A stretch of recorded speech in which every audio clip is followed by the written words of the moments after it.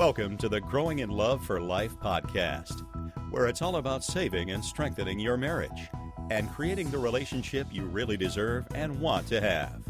And now, from growinginloveforlife.com, relationship and marriage coach and best-selling author, your host, Liam Naden.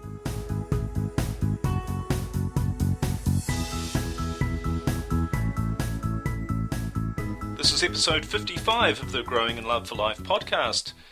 Hi everybody, it's Liam Naden here again. And in this episode of the podcast, I want to talk about something that I think has the power to really change and improve your marriage. And not only your marriage, but your life. And that is your habits. I don't think most people realize just how important habits are in the way their life unfolds. And Tony Robbins, the American author and speaker, he has a quotation where he says, "It's in your moments of decision that your destiny is shaped." And that's very true. It's the things that you decide to do, even deciding to listen to this podcast, for example. These are the things that are going to shape your destiny and your life. But there's another thing that I think has perhaps equal, if not more, impact on the quality of your life and where your life ends up, if you like, and that is the habits that you have, the habits that you develop and maintain. And if you want to change your life, you not only have to make a decision, as Tony Robbins says, but you also have to change your habits. So today we're going to look at habits, and in particular, what is a habit? What are they really? Also, how important are habits? I've already mentioned I think they're really important, but why are they so important to your marriage and to your life?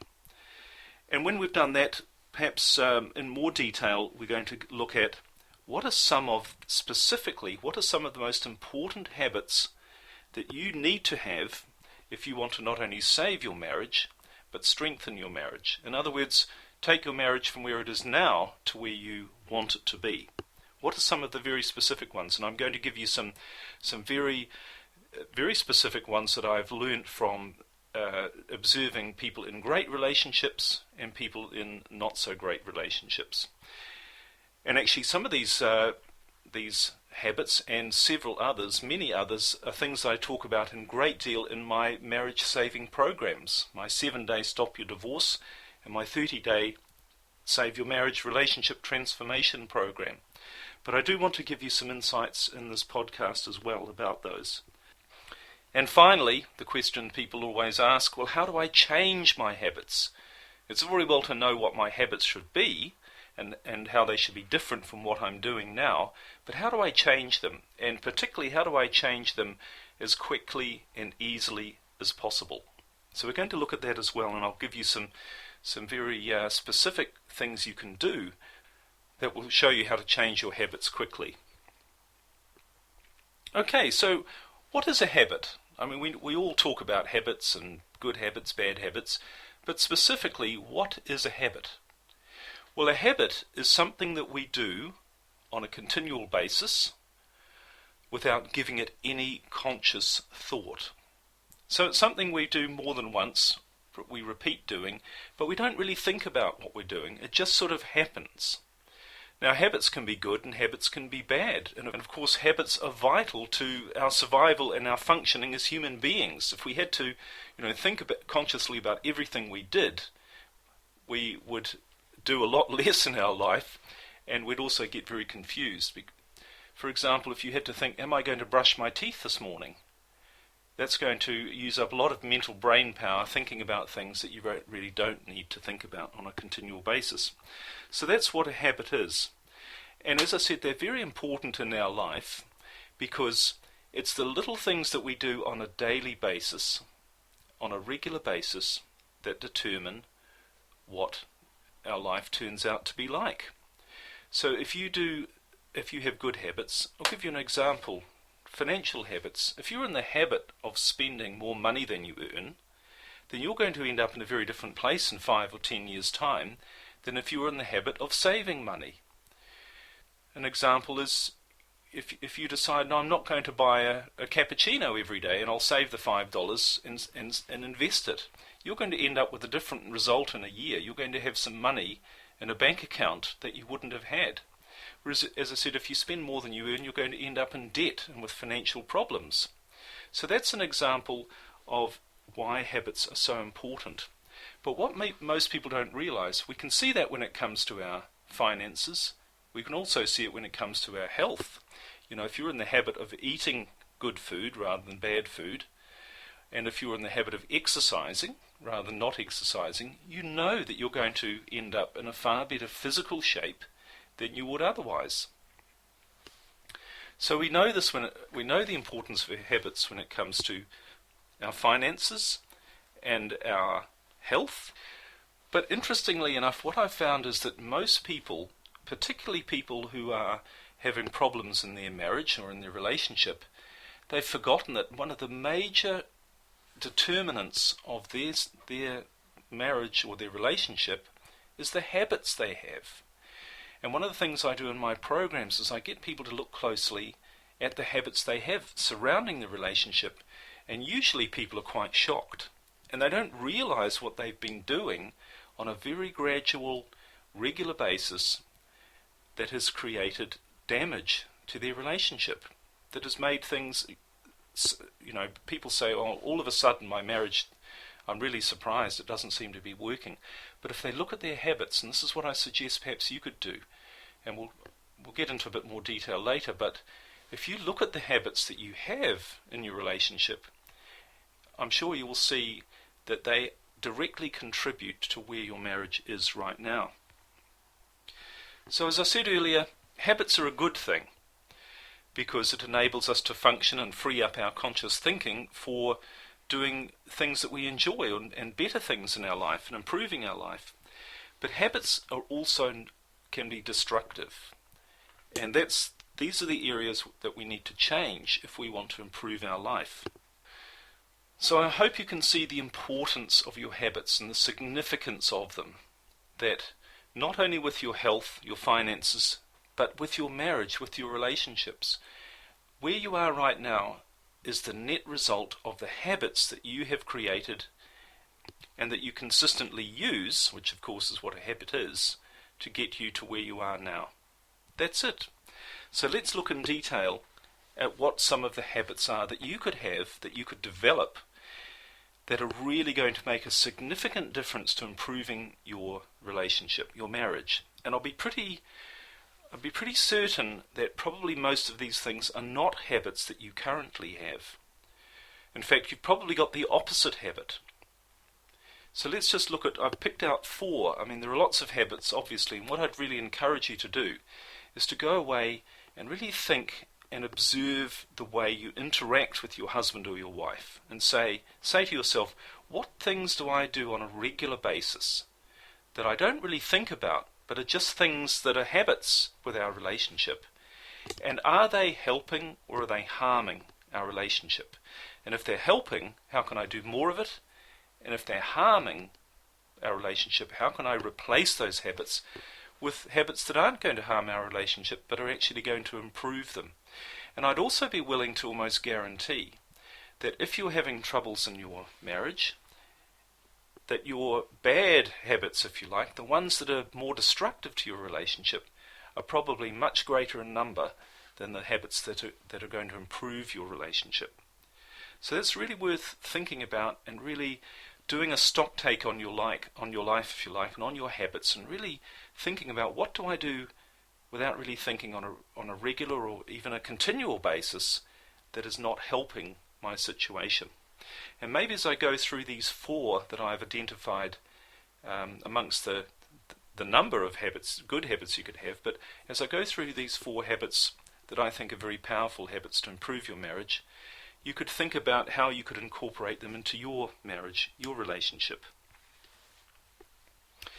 And just one thing about these habits, you'll know from, if you've listened to some of my previous podcasts or reading in my books, you know one of my big drivers on how I use this information to help people is by observing the differences between people in great relationships, which is, to be honest, unfortunately a fairly small percentage, but people who have fantastic relationships and the majority who have, well, shall we say relationships or marriages that could be a lot better than they are.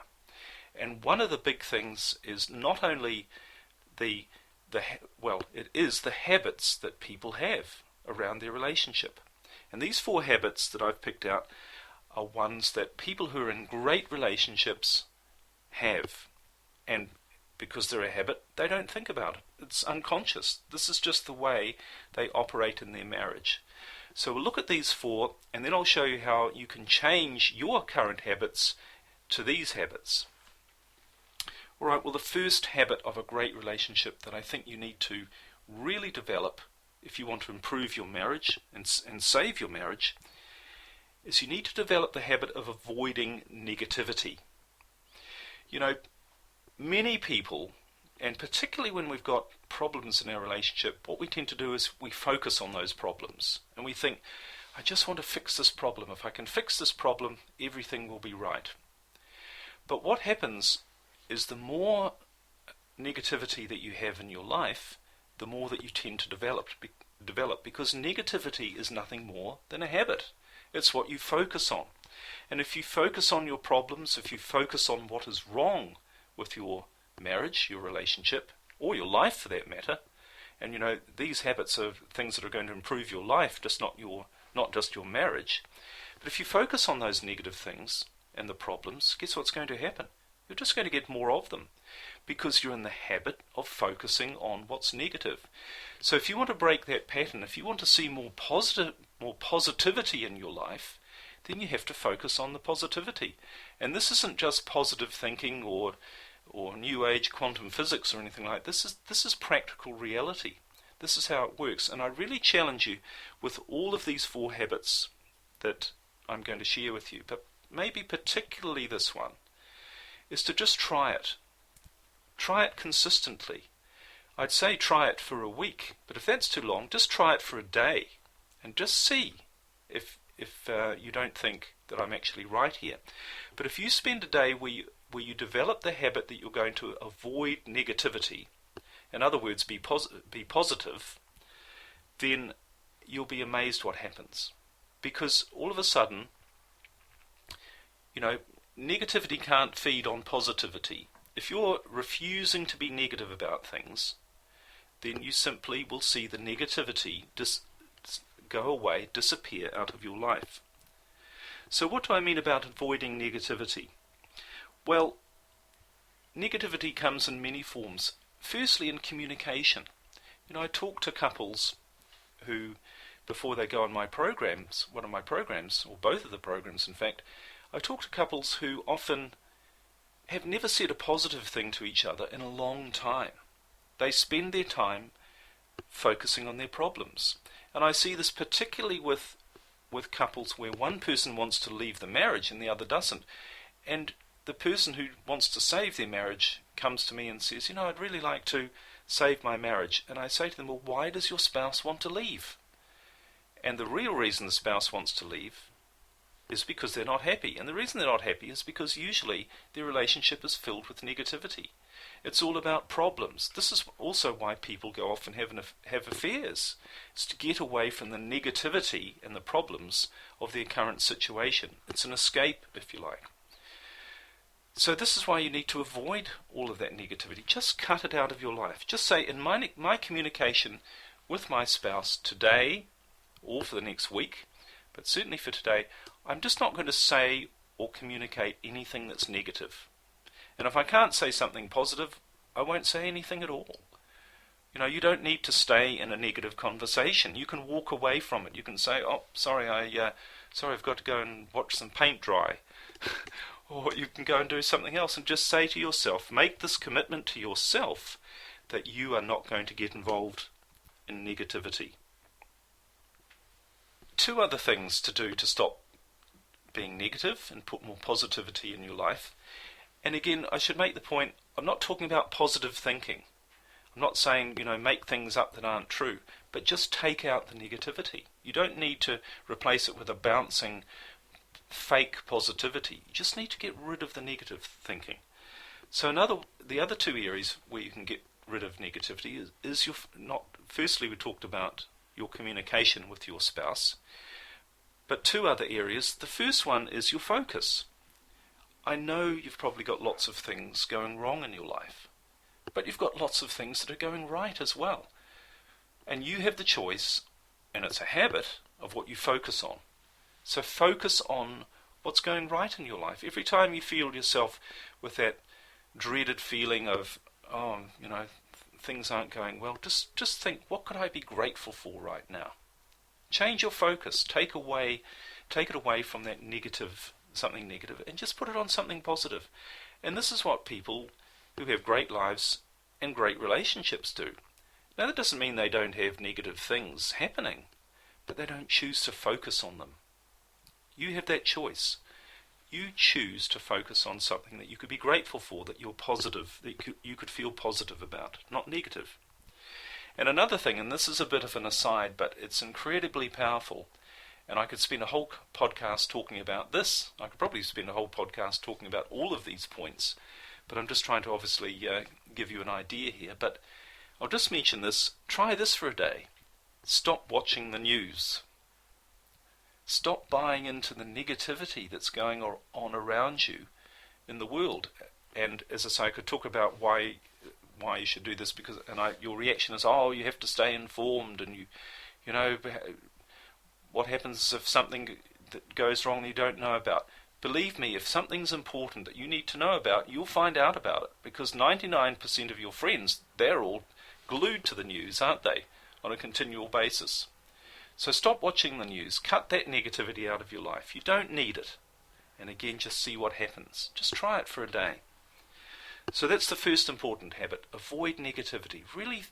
Really see, how can I avoid negativity, negative feeling, negative emotion, negative thoughts? How can I just cut them out of my life and choose to not have them in my life?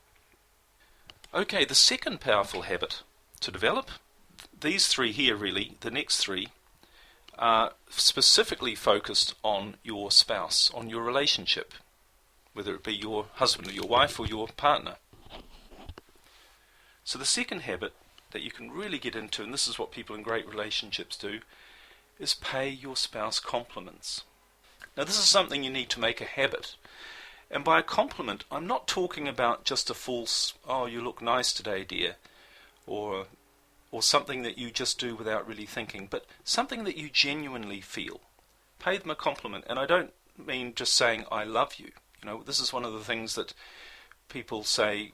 I've said to my wife every day for 50 years that I love her, and now she wants a divorce. I mean, when's she going to get the message, But that's not what we're talking about. We're talking about paying them a compliment, saying something about them that we have noticed that is positive, again, about them, that we've noticed and we admire about them. So it might be something to do with how they look, obviously, but also their accomplishments, their skills, what they can do, what's good about them, things that you admire about them, and things that they might have done.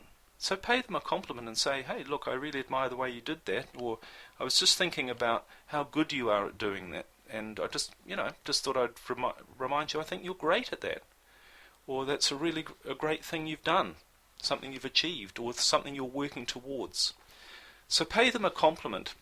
One way to get into the habit with this one is to set a little timer, one of those little, kitchen timers, or even on your watch, and carry it around, and maybe you want to do it on a silent beep if you have one, but set it for once an hour, every hour, and when it beeps, go, that's my reminder to pay them a compliment.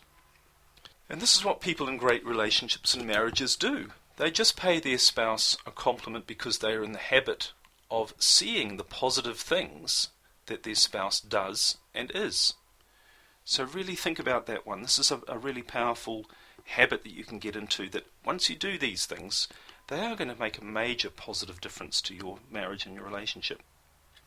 Alright, and the third habit, which sort of really develops a little bit from paying them a compliment, but with your spouse, make some gesture of kindness towards them on a regular basis.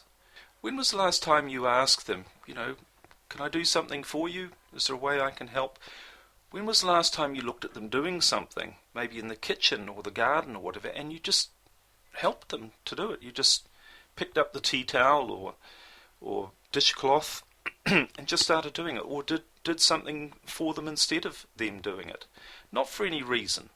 A lot of people, when their marriage is in trouble, they start to do things for their spouse that they didn't do before, and of course it doesn't make that much of a difference because their spouse, all they do is see them as putting in an effort now because things aren't going well, and then they think, well, as soon as things go well, they'll go back to their old self. So this is what I'm not talking about. That I'm talking about making it a habit where you just do things, not expecting any result back, not expecting them to react positively. You just do it because you want to do something nice for them, because it's a way of showing them that you appreciate them. So it's different from paying a compliment. It's where you actually do something to show your appreciation. Okay, and the fourth habit that you can develop, the fourth really powerful habit that you can, and in fact you must develop if you want to not only save your marriage but make it much, much better than it is you need to make your spouse, your husband or your wife, you need to make your spouse your top priority. And I've talked about this so many times in the past in other podcasts, but I'm amazed at the number of people who come to me with problems in their marriage or in their relationship, and they're not putting their spouse as a priority. For instance, I talk to people who work in a different part of the country to where their wife lives, or they go away on regular business trips, or they spend a lot of time apart. They spend time maybe perhaps not on business, perhaps on a hobby or an interest that they have. But they spend a lot of. But what that's really saying, what this is really saying is, my marriage, my spouse, is not my highest priority. And of course, you can see what happens if you spend more time away from your spouse, a lot more time, and you never see them. How can you expect your marriage to be strong? How can you expect them to want to stay with you? So you've got to create a habit that whatever you do, whatever you consider doing, subconsciously, which is of course where a habit really resides, it becomes something you don't really think about, but out of habit you think, how's this going to affect my marriage? Is this going to improve my marriage, or is it going to make it worse? And if it's going to make it worse, then you don't do it. Alright, so you might say, but I need to work in another state. No, you don't. You don't. I need to work away a lot. No, you don't. You really don't. Sure, you might have to make some other sacrifices, but at the moment, if that's what you're doing, then what you're doing is sacrificing your marriage for your career, isn't it? Let's be honest here. So you need to say, I'm not going to sacrifice my marriage for anything. It's the most important thing to me. And if it is, and it should be, because it's going to have more of an impact on every other area of your life than anything else, so it really should be your highest priority. If it is, then you're going to make everything else have to fit in around that. And this just doesn't apply to career. It applies to your friends and your children. Do you spend more time with your children than you do with your spouse? Be honest here. I know children are important, but your marriage is the most important thing. And ironically, when children see their parents spending more time together, they're happier and the family unit is much stronger as well. So there are 4 things that you can really do. These are 4 habits that if you develop, I guarantee, if you just did this for one day, these 4 habits, you're going to see a dramatic improvement in your marriage, no matter where it is at the moment. And remember, so just to recap, the 4 things are: avoid negativity. Just agree to cut that out of your life. Pay your wife or your husband compliments on a regular basis, not just once a year on their birthday. The third one, make some gestures of kindness and appreciation towards your spouse.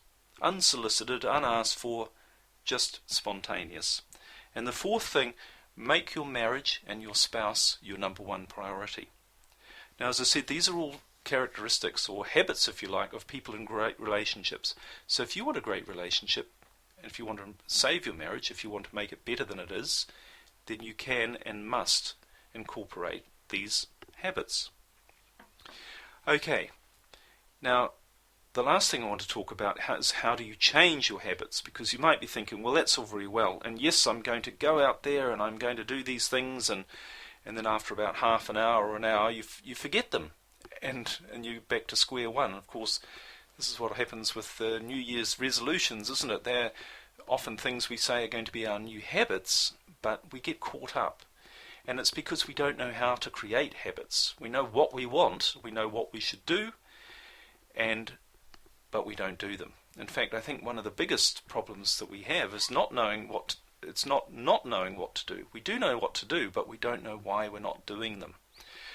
So here are a couple of ideas on how you can change your habits quickly and easily, as quickly and easily as I know how anyway. The first thing is you need to understand how important this habit is. So if you decide, right, I'm going to change my habit. At the moment, for instance, I'm quite negative. I'm going to change that habit. I'm going to cut out all negativity from my life as much as I can. How am I going to do that? Well, the reason is, or the first thing you need to do rather, is you need to understand how important it is to avoid negativity, how important it is to have this new habit.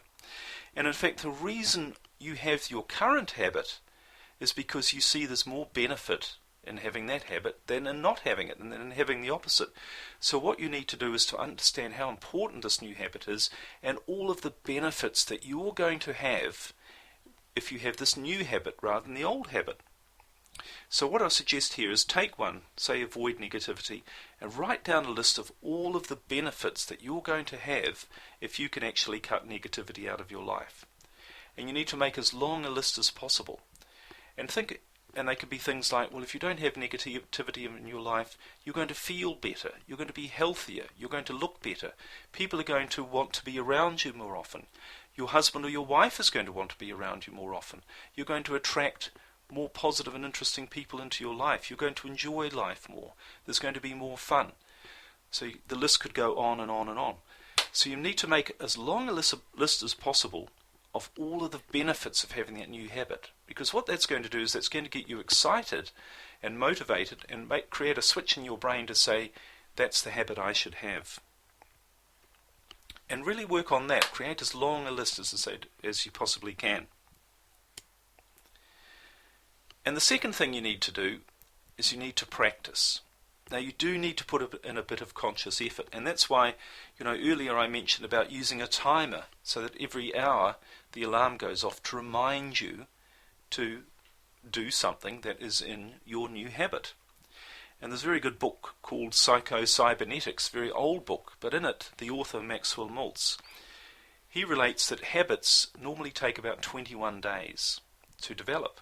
So you need to do something consciously for 21 days before it will then become an unconscious habit. Now actually I think if you do what I suggested, where you really give yourself as many positive reasons as to why you should have this new habit, then it needn't take 21 days. But it is going to take some conscious repetition, if you like, to really get this habit embedded in your life.